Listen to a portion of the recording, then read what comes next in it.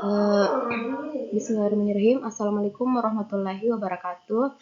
Perkenalkan, nama saya Sri Rahmaniar, NIM 22033242, reguler 2. Di sini saya akan memaparkan materi sistem Smart City atau Smart Governance.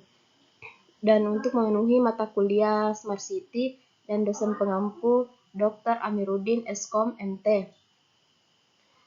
Dan poin yang pertama yaitu definisi Smart Governance, dan yang kedua itu manfaat Smart Governance, dan yang ketiga solusi dalam tata kelola Smart Governance, dan yang keempat inovasi masa depan Smart Governance, dan yang kelima komponen utama dalam tata kelola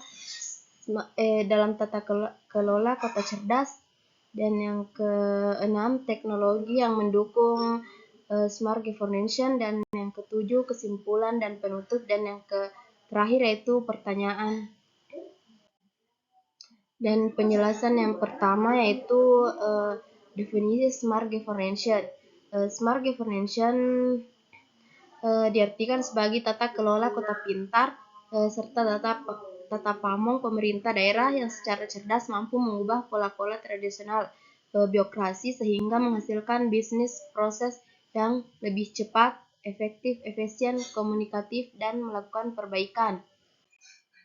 Manfaat Smart Governance yaitu membantu lembaga atau badan publik dalam tata kelola atau pengelolaan organisasinya lebih tersistematis dan akan berdampak pada pelayanan yang diberikan kepada user atau masyarakat, khususnya bagi masyarakat desa. Selanjutnya, konsep Smart Governance.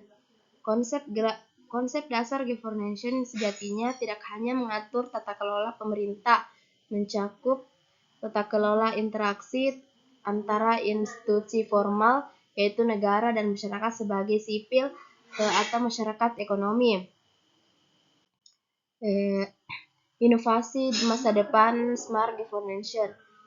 Di masa depan, kita dapat mengharapkan bahwa tata kelola Smart Governance semakin penting dan menjadi pilar kinerja organisasi. Perkembangan teknologi seperti kecerdasan buatan, komputasi awan, dan Internet of Things akan terus mempengaruhi cara organisasi beroperasi dan memerlukan tata kelola yang baik. Dengan memahami pentingnya tata kelola digital dan menerapkannya dengan baik, organisasi dapat memposisikan diri mereka di garis dalam era digital yang terus berkembang. Selanjutnya, komponen utama dalam tata kelola kota cerdas. Yang pertama, perlu adanya kerjasama antara pemerintah, sektor swasta, dan masyarakat dalam mengambil keputusan dan pengembangan kota cerdas. Dan selanjutnya perlu juga adanya kebijakan dan regulasi yang jelas untuk mengatur penggunaan teknologi dan data dalam kota cerdas. Dan selanjutnya memiliki infrastruktur dan kapasitas yang memadai untuk mengelola kota cerdas dengan baik. Dan selanjutnya teknologi yang mendukung Smart Governance. Yang pertama sistem manajemen data terpadu, dan yang kedua platform e-government dan e-partisipasi. Yang ketiga analitik data dan kecerdasan buatan, dan yang keempat Internet of Things atau IoT dan sensor infrastruktur. Kesimpulannya yaitu kesimpulan dan penutup yaitu Smart Governance diartikan sebagai tata kelola yang pintar serta tata pamong pemerintah daerah yang secara cerdas mampu mengubah pola-pola tradisional dalam birokrasi sehingga menghasilkan bisnis proses yang lebih cepat, efektif, efisien, komunikatif, dan selalu melakukan perbaikan. Smart Governance harus diimplementasikan ke dalam 3 unsur, antara lain yaitu pelayanan atau service, yang kedua itu birokrasi atau birokris, yang ketiga itu bijak atau polisi.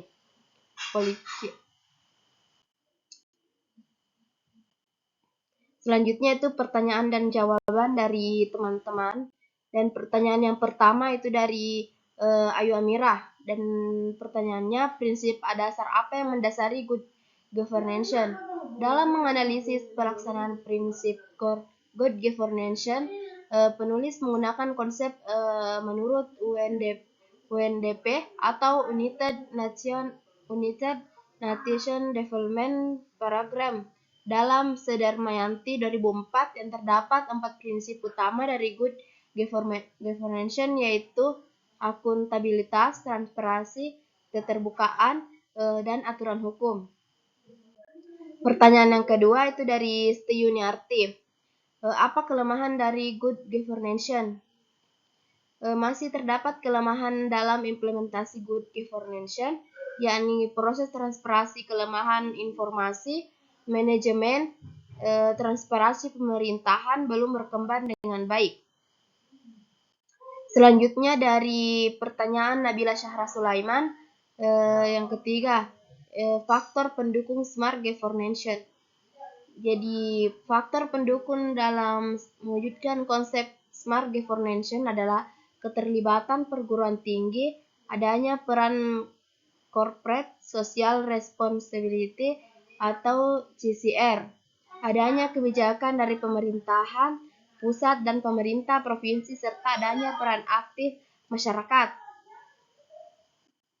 Dan pertanyaan yang keempat itu Andika Putrawijaya. Apa itu institusi formal? Institusi formal adalah suatu institusi yang dibentuk oleh pemerintah atau oleh swasta yang mendapat pengukuhan secara resmi serta mempunyai aturan tertulis atau resmi. Pertanyaan yang terakhir yaitu Andi Nurul Gustiawan, itu apa yang dimaksud tata kelola smart governance? Tata kelola kota pintar atau smart governance yaitu tata pamong pemerintahan daerah yang secara cerdas mampu mengubah pola-pola tradisional dalam birokrasi sehingga menghasilkan bisnis progres yang lebih cepat, efektif, efisien, komunikatif, dan selalu melakukan perbaikan. Sekian dan terima kasih. Itulah tadi pemaparan materi dari saya dan mata kuliah Smart City. Assalamualaikum warahmatullahi wabarakatuh.